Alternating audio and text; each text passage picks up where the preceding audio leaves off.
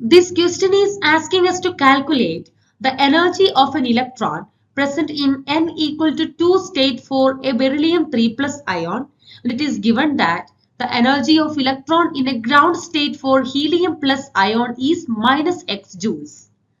First of all, we can write the equation to calculate the energy of He plus ion, that is equal to Eh into Z square divided by N square. Here Z is the atomic number of helium, that is equal to 2, and N is the ground state level, so N value will be 1 in case of He plus ion. So we can write Eh into 2 square by 1, that is equal to minus x, which is given here. That is, the energy of the electron is minus x joule. For beryllium 3 plus ion, the energy will be equal to Eh into 4 square divided by 2 square. So it will be again equal to Eh into 4 divided by 1, that is minus x. Means the energy of the electron in n equal to 2 state for beryllium 3 plus ion is minus x joule. So the correct answer is option C.